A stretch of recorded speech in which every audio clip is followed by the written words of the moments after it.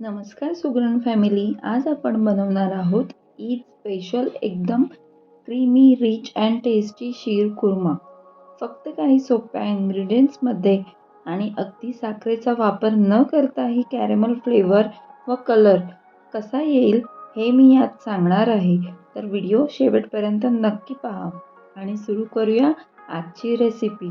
सर्वात आधी आपण इन्ग्रेडियंट्स जे लागणार आहेत मेन आपल्याला ड्रायफ्रूट्स ते आपण बघून घेणार आहोत. इथे मी काजू, बदाम, पिस्ता आणि चारोळी हे मी 4 तास भिजवून मग याची सालं काढून याला लांब लांब काप करून घेतलेले आहेत. 10-12 खजूर घेतलेत ओले. तुम्हाला जर इथे सुखे खजूर वापरायचे असतील खारीक तर त्यालाही तुम्ही भिजवून असे काप करून घ्याल.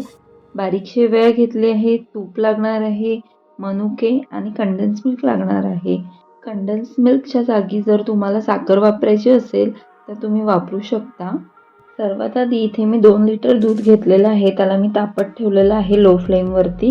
साईड बाय साईड मी एका पॅनमध्ये 2 ते 3 टेबलस्पून तूप घालून घेते आणि त्यात आपले सगळे आपण ड्रायफ्रूट्स जे कटिंग केलेले आहेत ते सगळे आपण रोस्ट करून घेणार आहोत.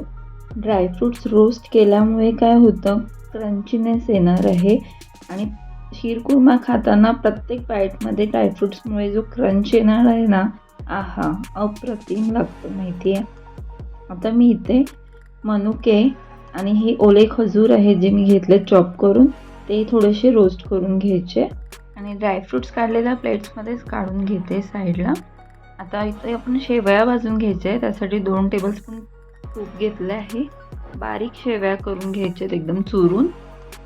साईड बाय साईड मी दूधही लो फ्लेमवर ठेवलं आहे, ते सुद्धा ढवळून घेते.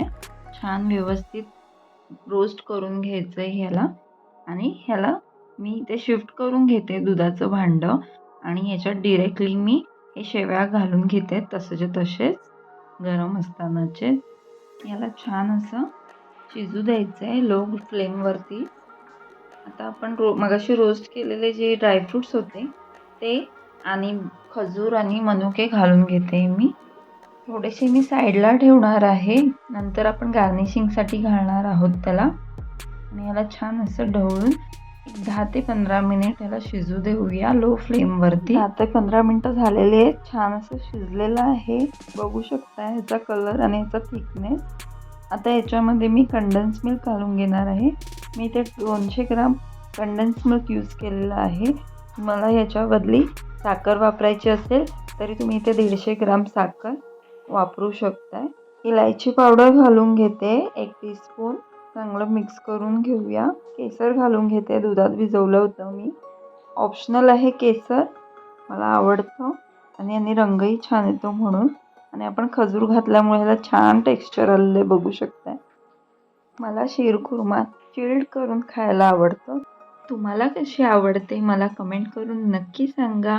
जर तुम्हाला ही रेसिपी आवडली असेल तर व्हिडिओला लाईक करा आणि अशाच सोप्या आणि टेस्टी रेसिपीसाठी चॅनलला सबस्क्राईब करा.